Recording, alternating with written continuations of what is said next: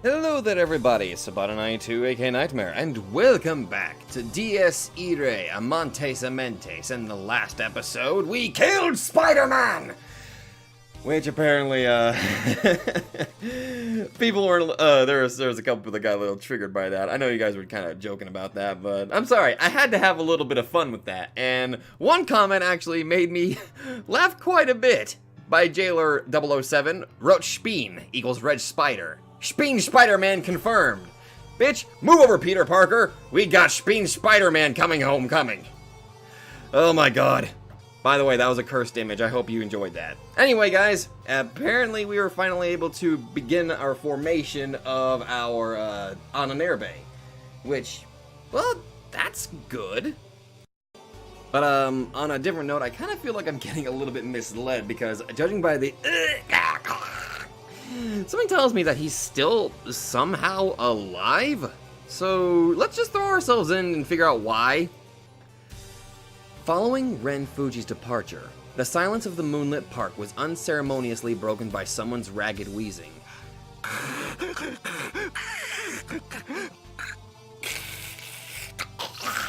Bitch, I can do a better strangled voice.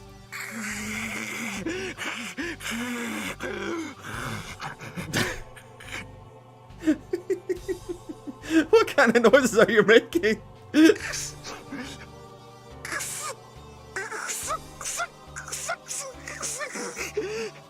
I mean, is your head just still being able to talk or something?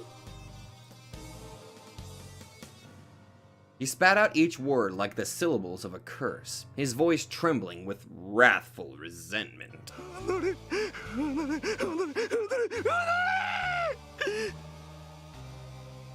He had committed a colossal oversight by underestimating the boy. Spine would never have imagined that a pretty-faced brat barely even worthy to be called a man would overpower him to this extent. They would all pay for this. Not just the boy. Each and every one of those bastards would rot in hell. Despite choking on his own blood, Spine sounded a loud cackle as he imagined the sight.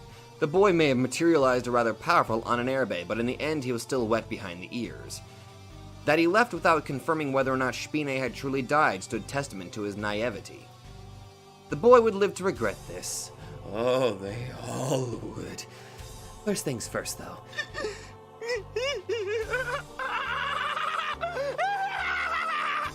Oh, and another person kind of clarified. I was wondering how they managed to how he got Kasumi's phone. It really should have just clicked in my head. He must have stolen the phone the moment that they walked past each other much earlier. Okay, thank you very much for clarifying. I feel very stupid that I did not connect that dot in my head. Spine cackled on, still writhing in a pool of his own blood. He would remain in hiding until he had recovered enough, then seek the help of his comrades. Babylon, in particular, might be able to patch up even a wound this severe. If Spine was to team up with anyone, that woman would be a fine candidate. Aside from holding Kane's leash, she also possessed a much less secretive personality compared to the likes of Christoph.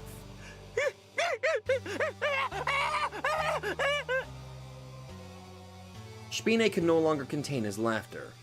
Having decided on what to do next, he had no more use for the pact with that. Yare. また随分と無様ですね。Oh. もう少し面白い戦いになるかと思ったのですが、所詮器が違うということですか。まったく本当に情けない。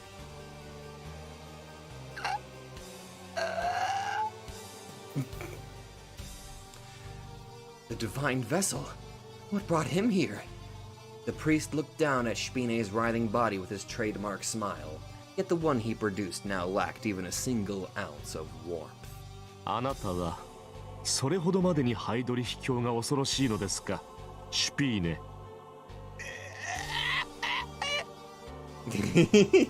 何、ごまかすことはありません。別にあなただけでなく、私も含めた全員が思っていることでしょう。あの方が恐ろしいなどということは。とはいえ、違いがあるとすれば恐怖の形。美観の問題でしょうかね。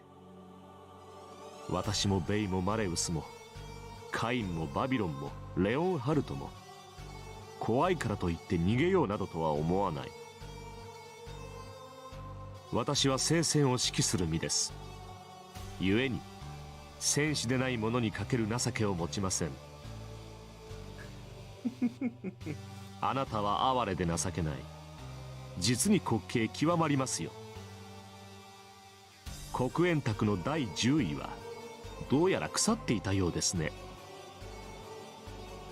まあそんなあなただからこそ役に立つこともあったわけなのですが。 Each word the smiling priest uttered was another droplet of potent venom, descending upon Spine like the veil of a dark blessing. After reverently making the sign of the cross, the priest brought down the blade of judgment upon his dying comrade. せめてその汚れた魂浄化し有効利用して差し上げましょう。光栄に思いなさい。私がハイドリ秘境だったならあなたは食われているところです。 Okay, this actually brings up another question that I'm gonna be wondering, and I wonder if the story will expand on this. If somebody absorbs the soul of another, if the priest absorbed Spine's soul, like I'm guessing what he's doing right now, because he says he's gonna put it to good use, so I imagine he's probably going to absorb him. Does that mean that he will absorb Spine's Ananerbe ability? Because if that's the case, that could open up possibilities for how the story could turn out. Say, anytime that Ren was about to defeat somebody, the priest could easily swoop in and absorb their souls and their ensuing power, basically giving a character that has multiple Ananerbes. I don't know, that's just the kind of idea that I'm getting with this. 第二のスワスチカ、その身をもって礎となる名誉を与えましょう。Ooh, that's a cruel irony. The one who didn't want to cause another swastika will now be the pillar to create it.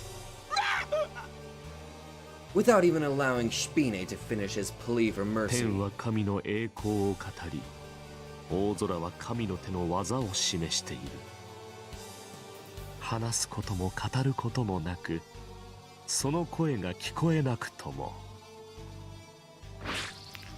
He stomped on Spine's head, making sure he stayed dead this time around. What secrets could the priest have harbored, being able to neutralize an apostle? Even one on the verge of exploration without even resorting to his Ananerbe. More importantly, though.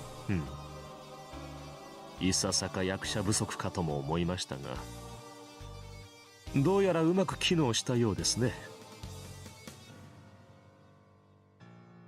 Spine's body crumbled to dust, vanishing in a matter of seconds. The souls he had piled up did not disperse and instead lingered behind for a future purpose.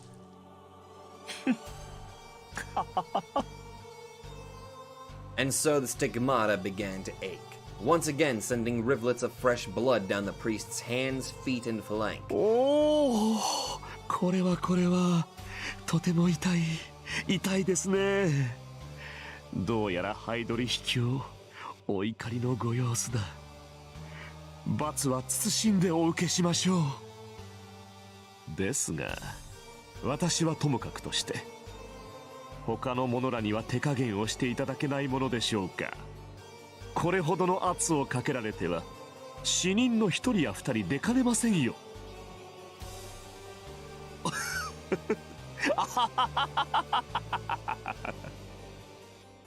And so the priest cackled. His eyes narrowed in joy, his lips curled upwards, his clothes stained in vermilion blood. まあ、これで焼き切れる魂ならば、用をなさぬということですかな。相変わらず容赦のない手厳しいお方ですね。加えてあの若者もあなたのご期待に応えることができるのでしょうか。さすがにもうこのような茶番を仕組むことはできませんよ。What happened today would not repeat itself again. The boy no doubt had a question or two regarding the body double, but Tarifa had no inclination to grant him an explanation, nor would he save him again. For caprice alone guided the priest's hand today. Tarisia's presence prompted him to act the good Samaritan for a change. さて、しかし本当に痛いですね。やむなしとはいえ、皆は大丈夫なのでしょうか。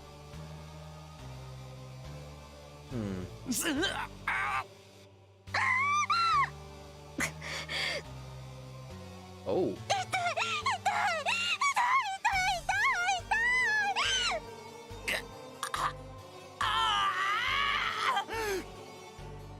The hall of the Obsidian Round Table echoed with the painful screams of Wilhelm Rusalka and Kei Sakurai as all three writhed in agony. For the true nature of that blinding maelstrom of abnormal pain that nearly drove them to insanity was none other than...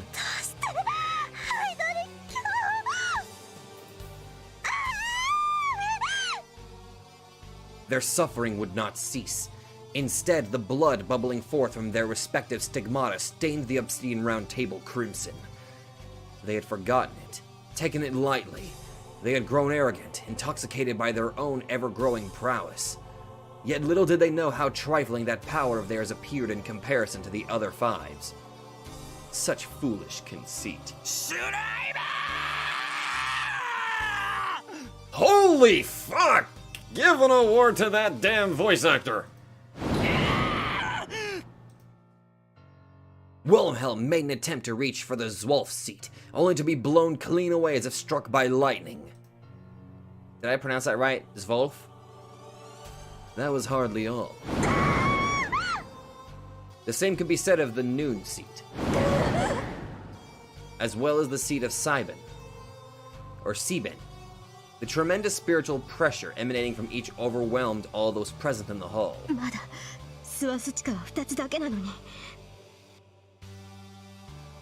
They dreaded to imagine exactly what kind of abominations would be summoned into this world upon the opening of all 8 magical seals.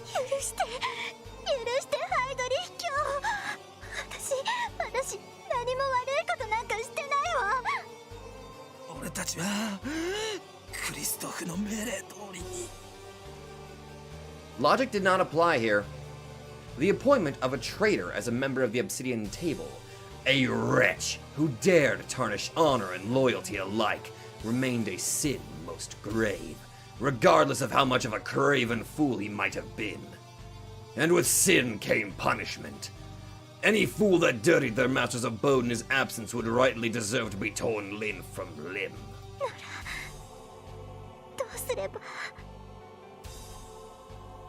The answer was clear. Commence the war. Enact a holocaust. Usher in the day of wrath. Complete the swastika.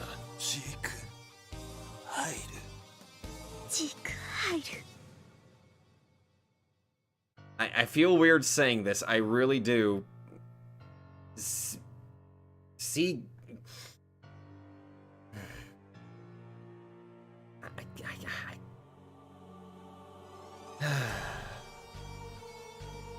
Sieg Heil Victoria.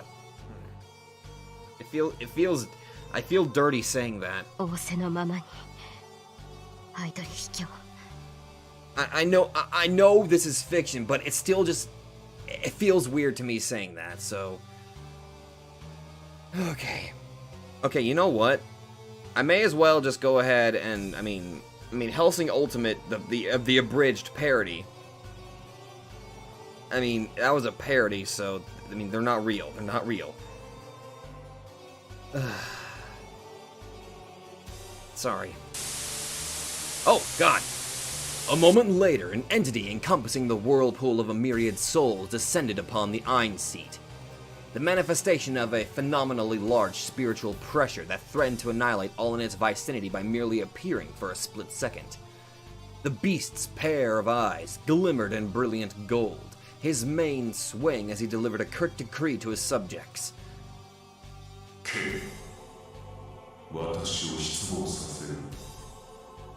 You would do well not to disappoint me. The time for games had ended. No further delays would be forgiven. And so this very moment served to ignite the flames of war in earnest. The day of wrath shall signal his coming, with heaven and earth alike dissolving the ashes, as David and the Seabells had once foretold. No. Come. Wouldn't you agree, Carl?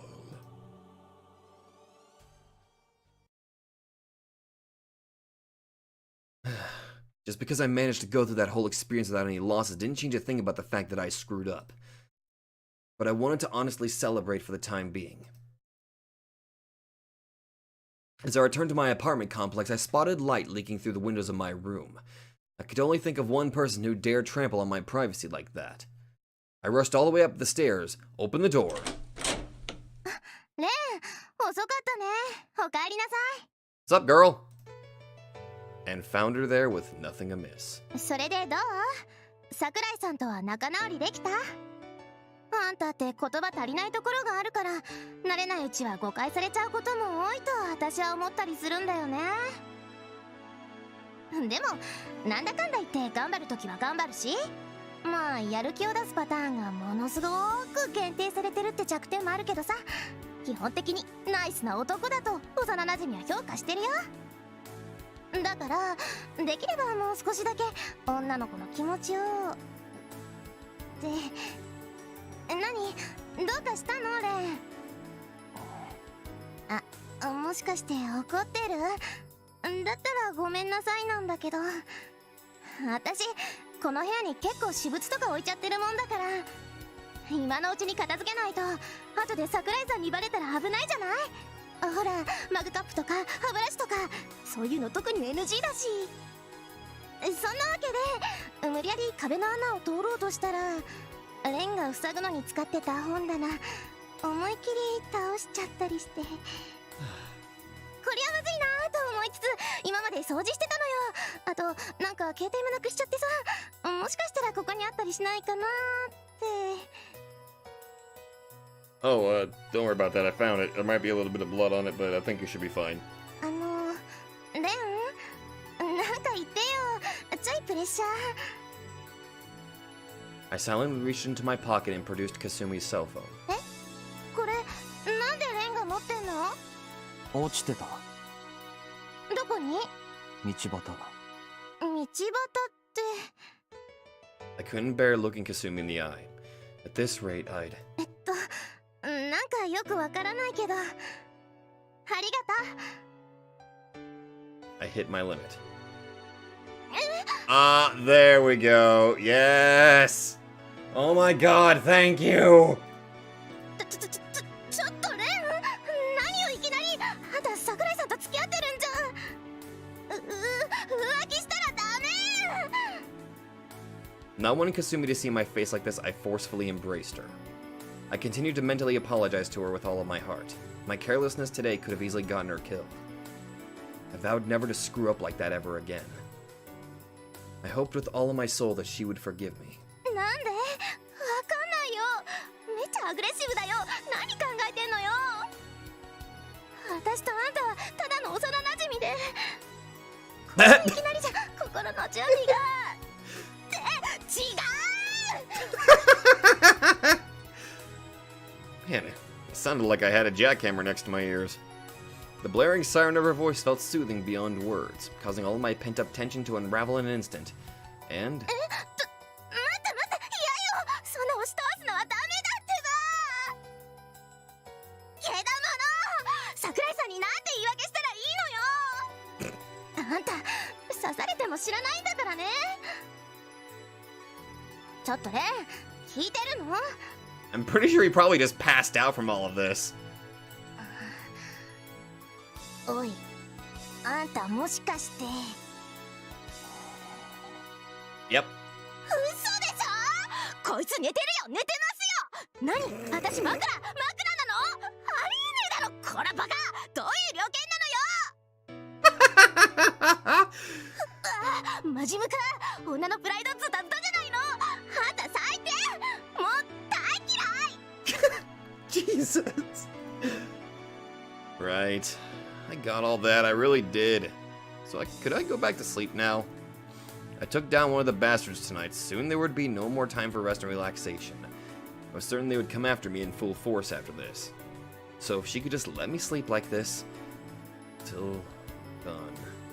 Be great.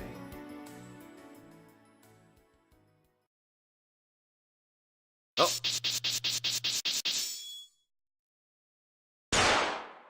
Oh! Interesting. It actually keeps that. Oh, that's actually pretty cool. Actually keeps that up to date. One's dead! In Shambhala, 9 out of 13. Swastikas, 2 out of 8. Chapter 4. Odessa. End. Well, we killed Spider-Man. That's the important thing. Consider the definition of a tragedy. Were we to cut straight to the chase, we would say that the word denoted the concept of loss. The loss of what people held dear opened a hole in their hearts. Was not an event that drove cracks in the heart and rifts in the mind not generally referred to as a tragedy? Yet, what people individually considered important rivaled the stars themselves in number and diversity. Although family, friends, lovers, and the like were generally held in the highest regard by most, I knew all too well that some would feel not a speck of emotion, shed not a single tear upon their loss. Who are we talking through? Is this Ren or Mercurius again? Then, how are we to define tragedy so it applied to all? In a certain book, it is written that it was hardly what one lost that ought to matter, but rather the circumstances surrounding the loss. That having something broken or stolen was far greater a tragedy than simply misplacing it. Was that really true? In tragedies with a clear perpetrator, anger made for an easy way out. The sorrow of the tragedy might be forgotten through hatred of the thief, and could even grant one's life a goal in the form of revenge. Could such a thing truly be labeled tragedy in its purest form? That's debatable. I knew it was tough. That was a matter even someone as That was a matter even someone as ordinary as me could comprehend. Yet I would have preferred to plunge deeper into this subject. Man's psyche was a clever construct. It pulled a safety valve the moment it found itself assaulted by a storm of deeply negative emotions. Anger and sorrow would turn to pleasure, and if it exceeded at that, indifference. The heart and mind attempted to regain their balance in some shape or form, and wounds were healed, albeit in a twisted manner. With that in mind, the enclosing fissure, the unhealing, ever-bleeding wound born of tragedy, what could such a thing denote? If indeed that was possible, then surely it would be a being denied from birth the right to possess a single thing. Its grasp empty. As it was unable to take hold of anything, neither was it capable of losing it. A being that was born deficient and would consequently never heal. An eternally lost child. I dreamt of one such girl, and the cruel tale of her birth. France, c. 1793. There was once a married couple who lived in St. Malo of Brittany.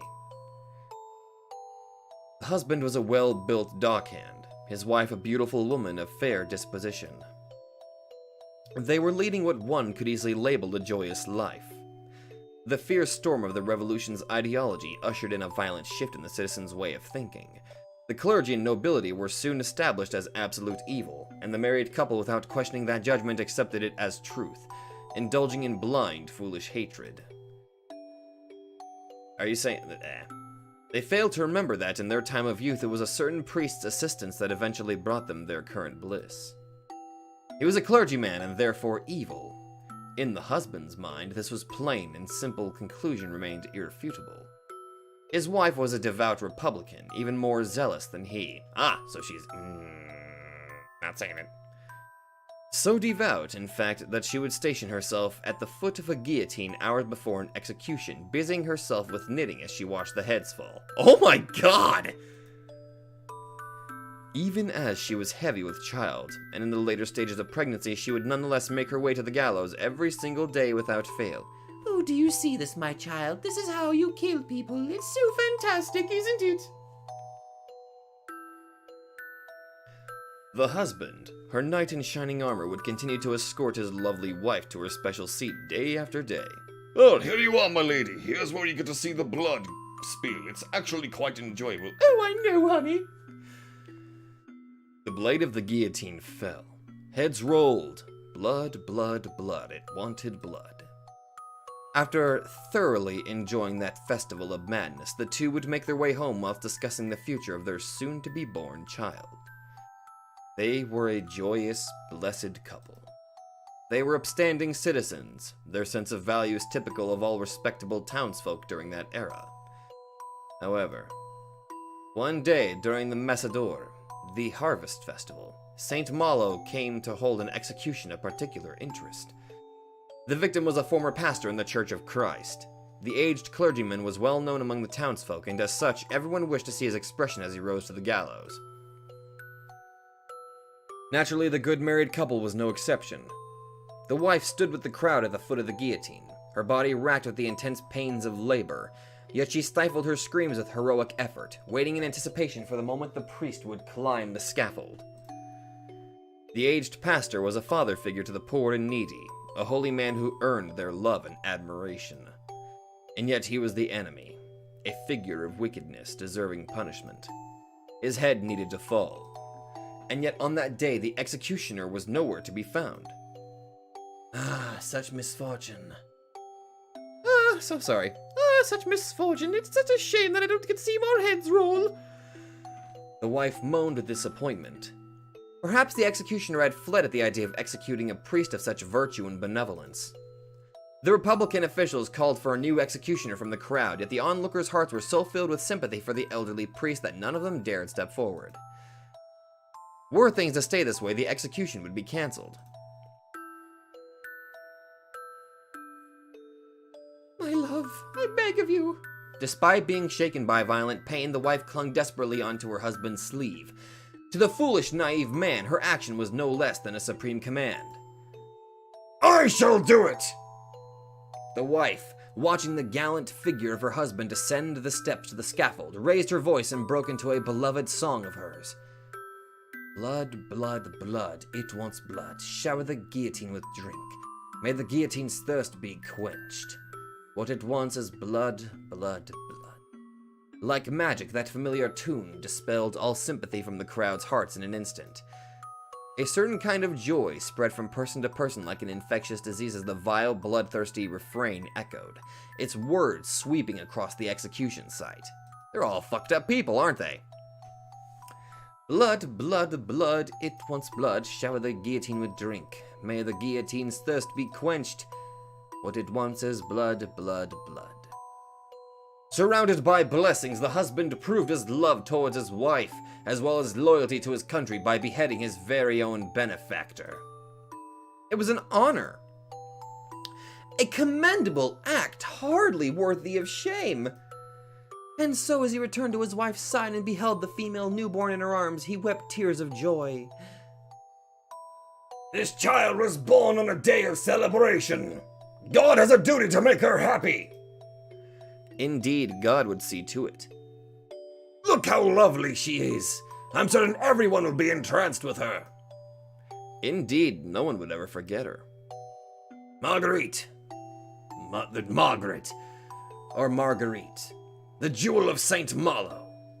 The child damned at birth. The girl born at the foot of the guillotine. She came into this world with a mark resembling a guillotine scar around her neck, one that would never fade. Even as she passed her 10th year, she was still unable to speak. When she finally did open her mouth, what left her lips was the guillotine's refrain. Her mother went insane and died a madwoman. Her father was loathed as a murderer and met his end under the guillotine for charges of smuggling. But the girl herself harbored no sins of her own. She had never done anything wrong. For the child to suffer due to parental sin, that was but another facet of an ever cruel world of injustice. Silent most of the time, the girl would only recite the guillotine's bloody refrain every time she opened her mouth. The moment she set foot outside, the entire town would fall into an ominous silence. Her tragic madness, the cruelty of her birth. Having grown up amidst fear, loathing, hatred, and isolation, the girl lost everything before she ever came to possess a single thing in life. Though she was healthy in mind, her dysfunctional feelings could not comprehend the meaning of sorrow. And so, her case was that it was what one could call tragedy. A girl thoroughly abnormal. A complete outcast. There were many who plotted to bring harm upon fair Marguerite, yet all who touched her ended up decapitated without exception. She was under the guillotine's protection. Her curse would kill anyone that dared touch her. If we assumed beauty to be fleeting and fragile, in constant danger of being trampled upon, then her beauty was indeed no beauty at all, and yet neither was she hideous, but a vacant, empty void. Eternity itself. Following her parents' death, she roamed the streets aimlessly like a discarded animal, mindless of what to eat or where to sleep, yet never tiring, never decaying. She is no human. Hardly could we fault anyone for saying so. It was the logical conclusion of the matter. Cliched as it may have been, she was inevitably declared a witch, for she was inhuman and abnormal, with over 100 already having perished after touching her. Her life could not be allowed. Her past needed to be buried. And in the end, Marguerite was arrested and hauled off to the gallows. No one could touch her. Her treatment resembled the handling of a dangerous instrument, the process itself similar to herding sheep. Yet Marguerite did not resist. Had she set her heart on it, she could have slaughtered her captors with ease. So why did she choose not to? The answer was quite simple. The meaning of death and execution lay beyond her comprehension. To her, decapitation was a common occurrence. Whether it was her own head that fell or someone else's, she could not tell the difference. And so on that day, she stood at the gallows, the very same place that once witnessed her father's gruesome duty, the place of her birth. Gazing into the faraway sunset, Marguerite, with a heart pure and untainted, began her song. The refrain of blood, the hymn of the guillotine, singing God's curse like a prayer. Those were her first and, as many had thought, final words spoken as a human being. But at that moment, Marguerite had an epiphany. 私はずっとここにいるのね。The words remained eternally burned into their ears. The soul of a man, watching the spectacle for no particular reason amongst the crowd, was torn out of its very foundations.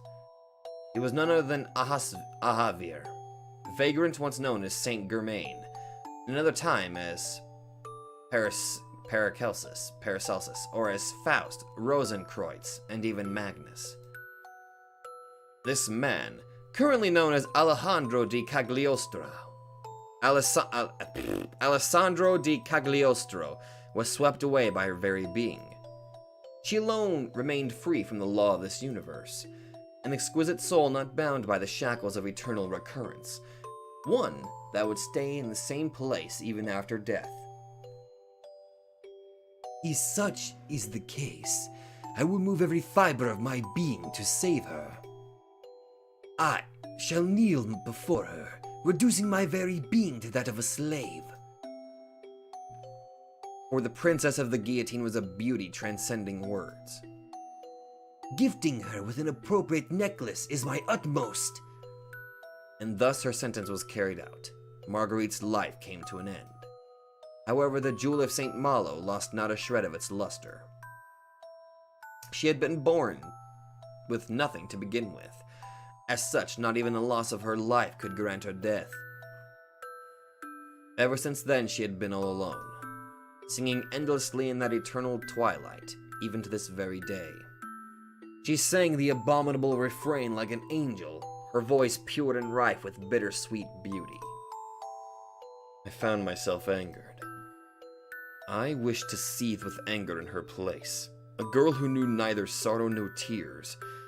If I didn't do so, no one ever would. And that thought alone felt beyond unbearable. I knew this to be hypocrisy on my part. I should have been minding my own business. But my heart ached at Marie's life. Why did this girl have to go through all that? What did she ever do wrong? If there was a god out there, he would need to be cursed in her stead. やっぱりカリオストロとよく似ていますね。 We both found ourselves entranced by a girl feared and loathed by all. あなたはあの人の代わりなんでしょ？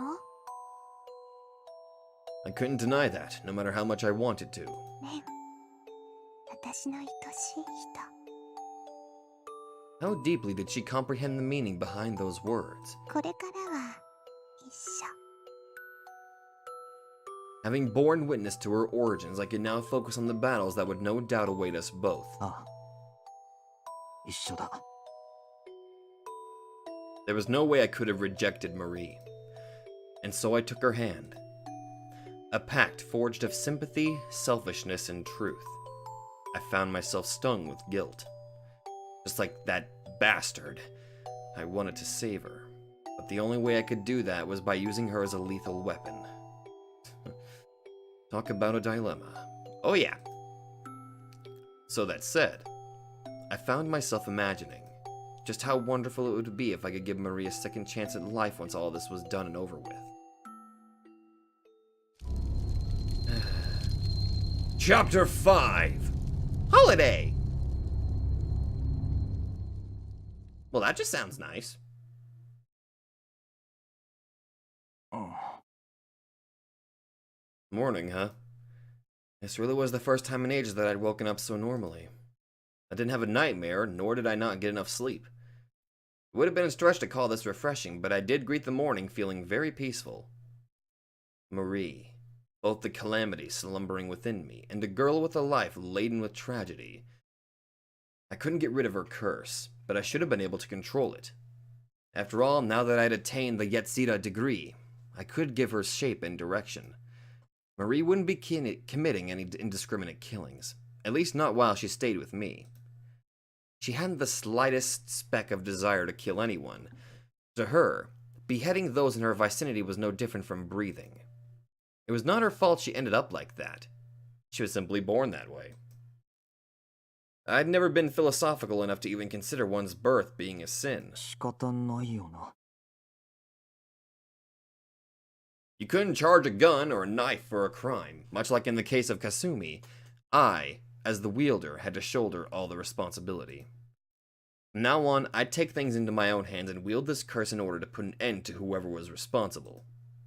Reaffirming my determination, I decided to get up. Today was a Sunday, so I figured I'd take a shower to fully jolt my senses awake. As for how I'd spend the rest of the day, I guess I hadn't thought that far yet. There was this, how would I put it?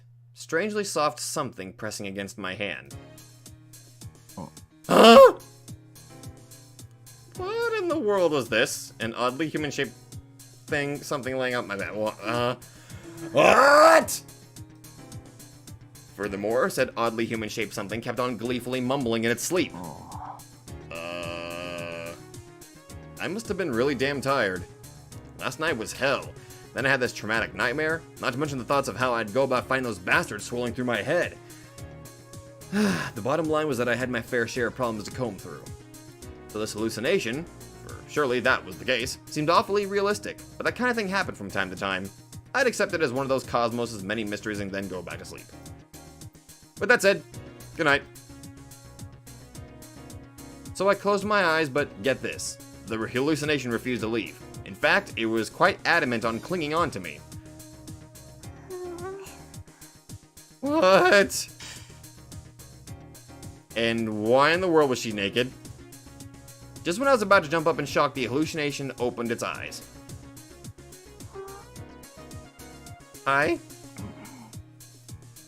We spent a few minutes just staring at each other. She regarded me with a puzzled look, her pair of emerald eyes never once leaving my face. How? Is this gonna be a wait a minute. Is this going to be a Soul Eater thing where she just where if I want to fight, she will literally just disappear, dematerialize, and reform around my arm, making the little guillotine blade thingy. Because this is a bit bizarre. That's the kind of feeling that I'm getting right now. Then parted her tiny lips to speak. おはようございます。 Good morning. いい天気ですね。 I guess. Well, you could say that. The hallucination. Oh, no, enough with that. Time to face the facts. This was real. マリー、はい。 Why was she here? その悪い。よくわかんないんだが。これからは一緒だって言いました。 Well, I figured more in a spiritual sense, you know, just kind of living inside my arm. Even if that is just a tad bit weirder, I wasn't ready for this. あ Yeah, we did, but I was more interested in how this current state of affairs was physically possible at all. I wasn't go with the flow enough to be able to accept this with a wave of the hand and oh, she's a cutie, so who cares? Or it's a miracle, born of love, without any sort of reasonable explanation to back things up. That kind of fairy tale bullshit wouldn't fly with me. That said, where's Kasumi in all this? Even if I did ask her, I doubt she'd have an answer. So, if I were to force some semblance of logic into this is how I'd go about explaining it. I learned how to form my Irae, which also made it possible for me to form Marie, the very soul housed by said Irae. Explanation over. Which meant I should have been able to control at will exactly when she manifested herself. レン、変な顔。 What kind of face were you expecting me? I suddenly just woke up with a naked girl in my bed. No doubt. ちょっと寒いです。 Then put some clothes on! Wait, where'd your clothes even go? Wait, no, could you stop hugging me? Here she was in her birthday suit, no clothes and no shame. A bit more fidgeting on her part, and I'd end up oh, for the love of God. She lived for 10 times as long as me, but seemed to be 10 times more the child. A bit of decency couldn't hurt. あったかい。 I do not consent to this! Well, I tried. I could have tried to explain to her how boys and girls stop sleeping in the same room after a certain age, but I highly doubted these wonderful values of our country would make much sense to...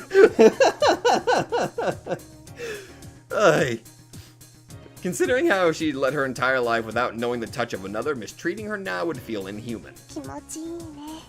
レンの体。 And I would have really appreciated that she kept those oh so easily misunderstood phrases to a minimum. Either way, I figured I'd... キュッてして。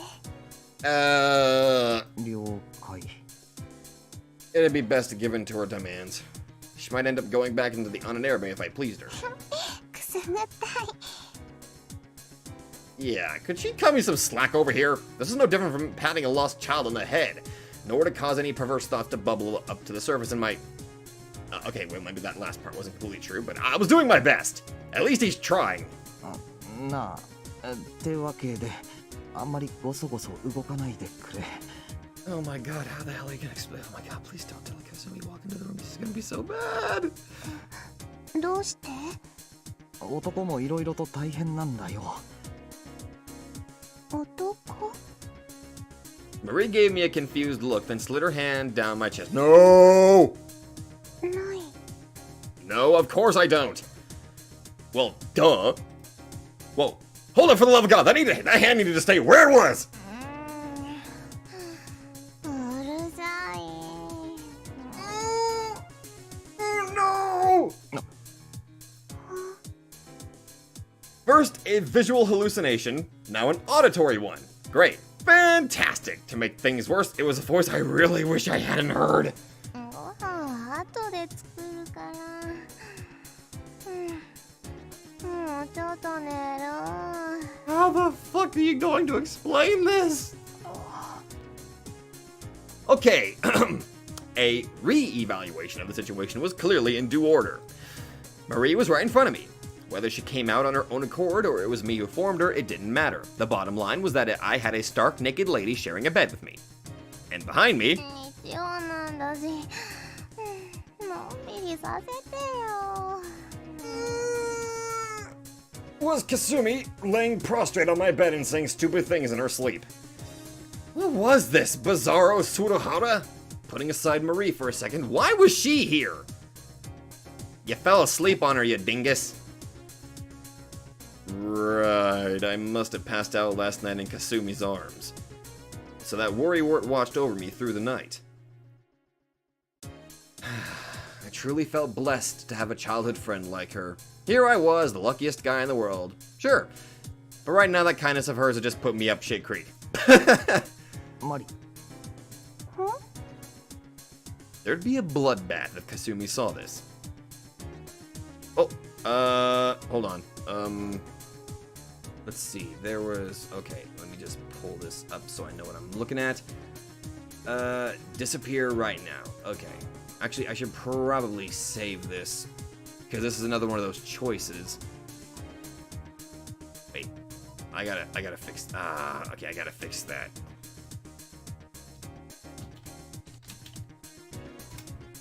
There we go! 頼む。今すぐ消えてくれ。 Please hide, otherwise Kasumi will kill me! 消える？そう、戻ってくれないか。できるだろ？本当、マジでお願いする。 I promise I'll let you out again later, but just in case we get you some clothes first. レン、何を言ってるのかわからないよ。いや、つまりさ。 Go back inside my arm! You're basically a spirit, so can't you just disappear at will? だから、うるさい。 Shit! I think we just woke in the dragon.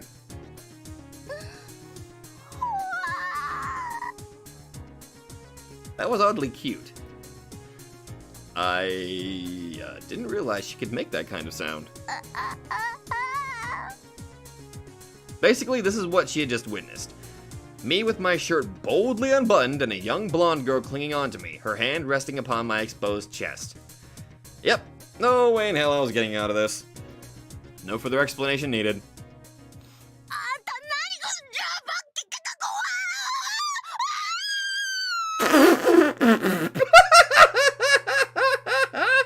Oh my god!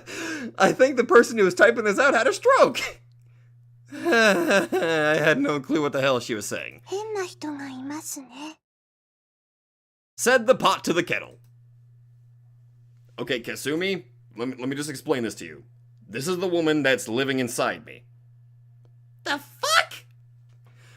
Anyway. Oh, she is going to murder me.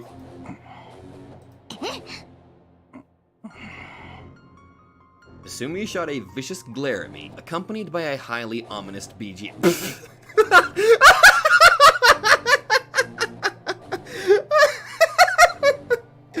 Okay, nope.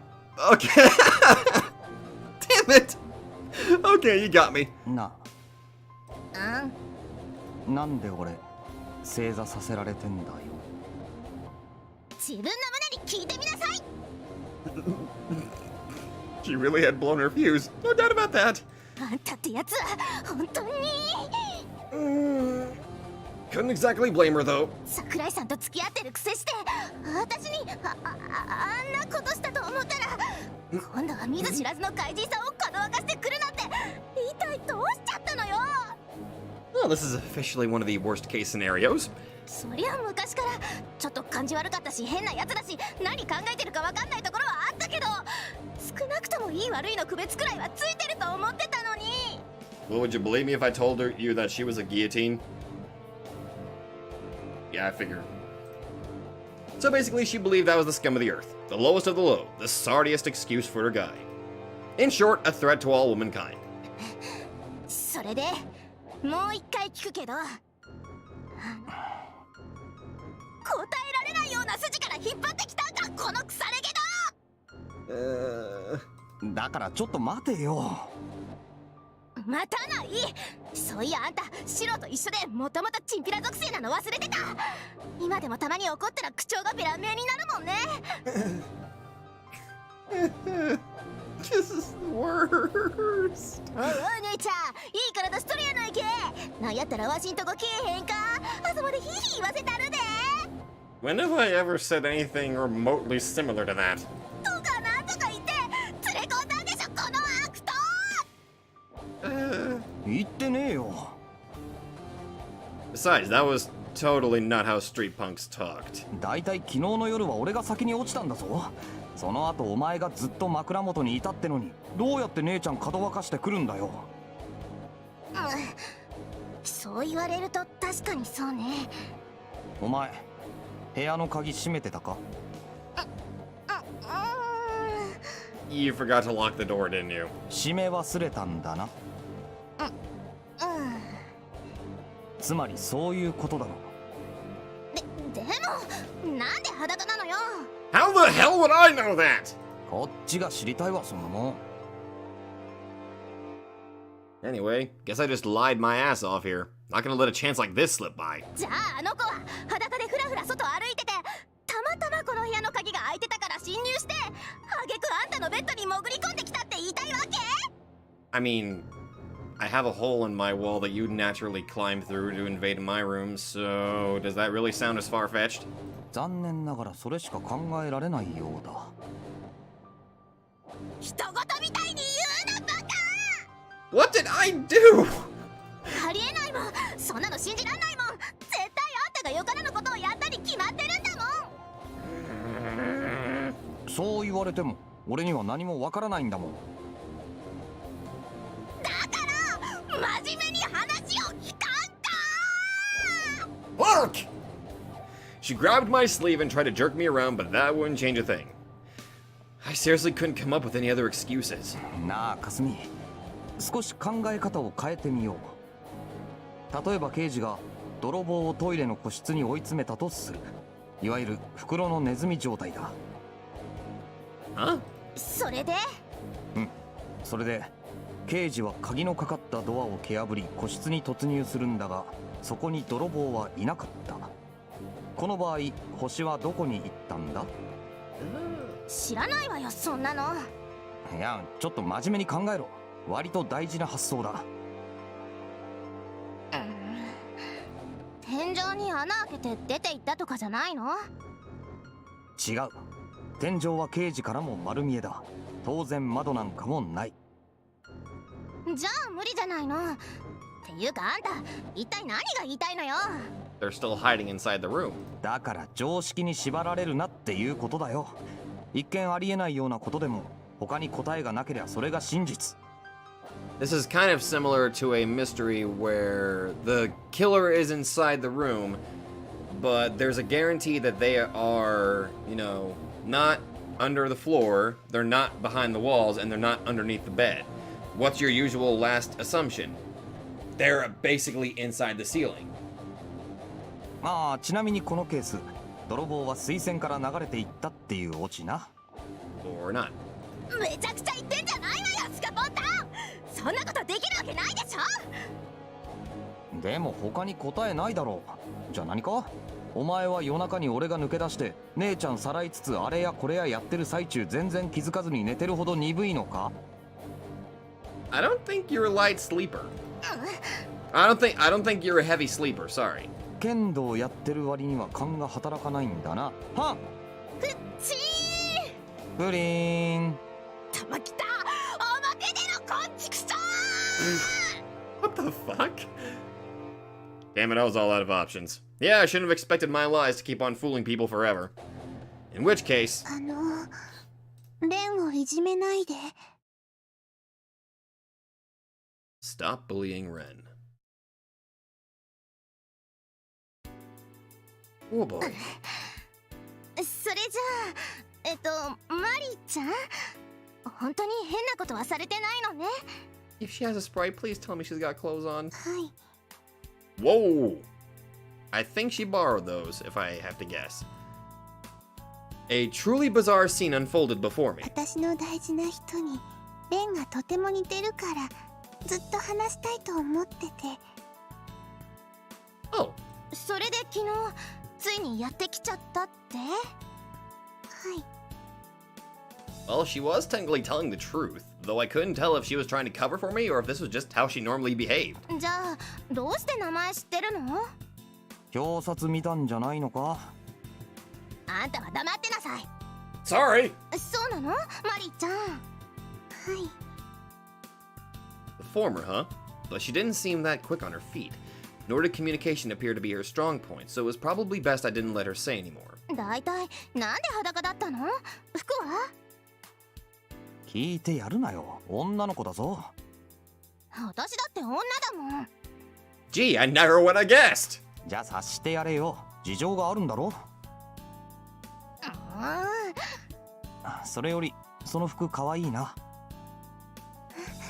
本当？ Oh my sweet merciful god. Even though I'm still weirded out, that is an extremely adorable sprite. 私の趣味がいいからね。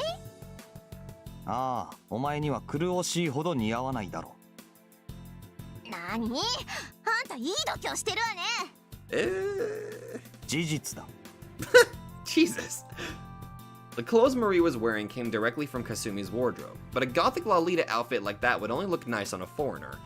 On a Japanese girl, it would just feel out of place. That's gothic Lolita? I'm not very smart on the uptake with fashion, so I just figured it was just a different style of outfit. それこそ氷室先輩くらいじゃないと服に負ける。お前じゃな。腹立つ言い方するわね、この男は。私だってそれくらい分かってるわよ。だからお蔵入りしてたんだし。 And why do you have them? で、どうするの？どうするって？この子の処遇、まさかほっとくわけにもいかないでしょ？ I never said that. ああ、それなんだけどな。Well, we couldn't just hand her over to the police or something. But what then? Maybe she can just stay in Kasumi's room? あんたまさかここに住まわせようとか思ってるんじゃないでしょうね。 Well, what do you want me to do? You want me to abandon her or what? そりゃ四郎の部屋が空いてるしな。 That is a fair point. そんなのダメに決まってるでしょ。こことあの部屋穴で繋がってるんだよ。 That's also out of the... Our rooms are connected, you dingus! お前の部屋だって繋がってるだろ。私はいいの。You've made yourself pretty involved already. だいたいどの道穴は塞ぐって言っただろ。お前も昨日は了承したことだろうが。それはそうだけど。でもダメだからね。桜井さんが怒るじゃない。 Oh yeah, by the way, I lied about that. ああ、それね。I knew I was getting my just desserts here, but man, did I just say something really stupid again. 私は迷惑ですか？両親が痛まないか？うるさいわね。だからってそれとこれとは違うのよ。日本国憲法は偉大なのよ。The Japanese Constitution? 俺は9条あたりそろそろ改正した方がいいと思うんだけど。Huh? あんたの野蛮な理屈なんかどうでもいいのよ。とにかくこの子は叱るべきところに連れて行かないと。私レンと一緒にいたい。かすみは私のことが嫌い？ Oh, come on, you can't say you hate her to her face, man. いや、そんなことは。他に知ってる人がいないの。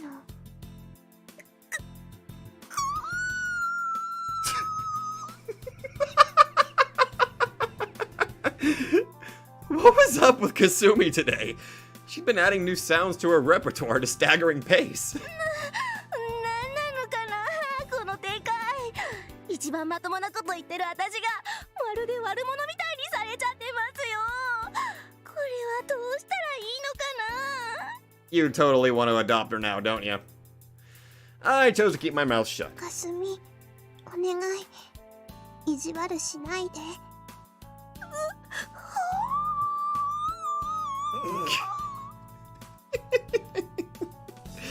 Kasumi's trembling began to reach a point where she was starting to look more and more like a person with a condition. I unconsciously tried to hide Marie behind me, but... ごめんなさい、お母さん、もう私ダメです。 Huh? Oh! Kasumi tackled her to the ground at full force. ちょっと、かすみ。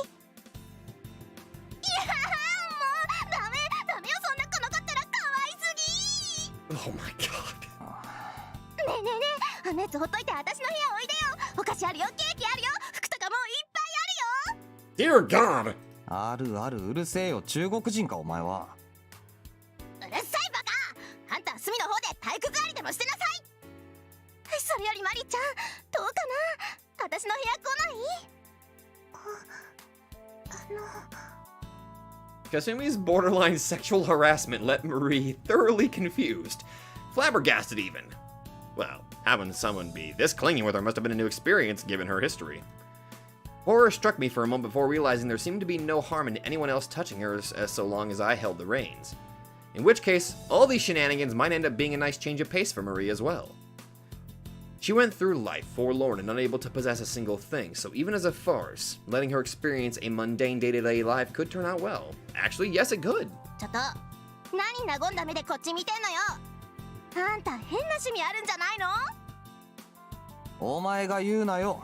だいたい日本国憲法はいいのか、優等生。 Can somebody clarify that for me? I feel like it's a reference I'm not getting. 問題なし。可愛いは正義。 I mean, you're not necessarily wrong. そうか。 Revising laws without any guiding principles has its limits, you know. In her case, stupidity as justice would have been a million times more apt. レン。ああ、ちょっと我慢してろよ。すぐ終わるから。 Kasumi's off-kilter insanity wouldn't last forever either way.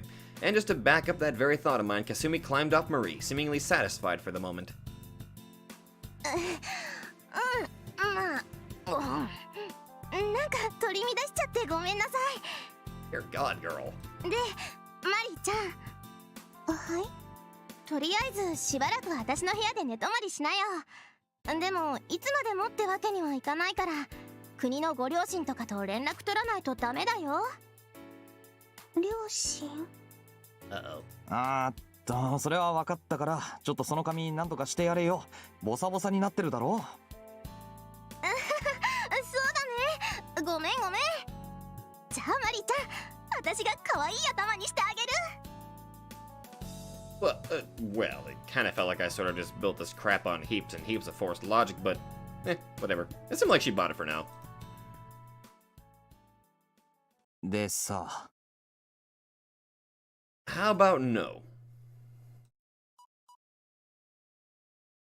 Wait, I need a better way to title that one. Absolute insanity. Dear God! This whole episode was just one thing after the other. Oh. Okay. So, apparently not only the priest was being hurt by Lord Hydric, but also the entire fecking Obsidian roundtable. Kinda made me feel bad for them in a sense. Kind of. Being the key word. Wait. Kind of. Okay. Kind of being the two key words. The key phrase. Close enough. And suddenly, random Marie. She now has a form. I'm pretty sure that complicates things just a little bit, if that little random bit of insanity was anything to go by. Oh, dear God. I was not ready for any of that. Also, I think I just saw a new side of Kasumi that I definitely wasn't prepared for. Okay. That's where I'm going to end it, because I just need a minute just to calm down, because my brain is currently... Oh, God damn it, it's all over the carpet again. Okay, Can somebody please explain to me the whole Japanese constitution thing? I'm not very familiar with other countries' laws. Or is that just an inside joke that I didn't get? I kind of feel like that's what it was. Or maybe it really was just being like, actually, no, this is actually part of the Constitution and all that. Anyway, guys, thank you all so much for watching. My head hurts, and I will see you guys in the next video. Hello there, everybody. SabaroKnight2 here, and if you like this video, be sure to let me know in the comments down below. And hey, if you guys like my content, then maybe you'd like to check out another channel who I think deserves equal attention. So click that Nightmare emblem and check out that channel, or go to the links in the description down below. Once again, thank you, and I'll see you guys in the next video.